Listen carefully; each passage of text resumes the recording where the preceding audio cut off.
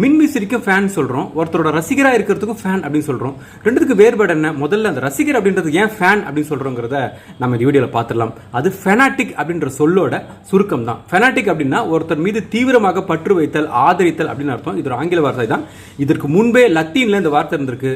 ஃபெனாட்டிகஸ் அப்படிங்கிறது தான் இதோட ஆதி சொல். ஃபெனாட்டிகஸ் அப்படின்னா கோவிலில் அல்லது தெய்வத்தின் மீது அதீதமாக பற்றி வைத்தல் அப்படின்னு தான் அந்த லத்தீன்ல அழுத்தம். 1550 இருந்து தான் இது ஆங்கிலத்துக்கு போகுது. அப்போ ஃபெனாட்டிக்ஸ் அப்படிங்கிறது ஃபெனாட்டிக்னு சுருக்கி வாய்மொழியாக கூப்பிட்டு இருந்திருக்காங்க. அதுக்கப்புறம் 1650 தான் டிக்ஷனரிலேயே ஃபெனாட்டிக் அப்படின்ற சொல்லை வந்து ஏத்துறாங்க. அந்த ஃபெனாட்டிக்ன்ற சொல்லு தான் ஃபேன் அப்படின்னு வந்து சுருக்கப்பட்டிருக்கு. சரி, தமிழ்ல இதுக்கு என்ன சொல்ல இருக்குன்னு கேட்டா, ரசிகன் ஒரு சொல்லு இருக்கே அப்படின்னு நீங்க சொல்லலாம். தமிழன் எல்லோரையும் ரசிப்பான், ஆனால் ரசிகன் அப்படிங்கிறது தமிழ் கிடையாது. தமிழில் அழகான இதுக்கான சொற்கள் இருக்கு. கலிப்பன் அப்படின்னு ஒரு சொல்லு இருக்கு. திருவாசகத்துல இறைவனை பார்த்து கலிப்பன் அப்படின்னு ஒரு சொல்ல வந்து பயன்படுத்துறாங்க. இது மட்டும் இல்லாம அகநானூர்ல நயவன் அப்படின்னு ஒரு சொல்லு இருக்கு. நயவன் அப்படின்னா ஒருத்தரை பார்த்து தீவிரமாக பற்றுக்கொள்ளுதல் அப்படின்னு அந்த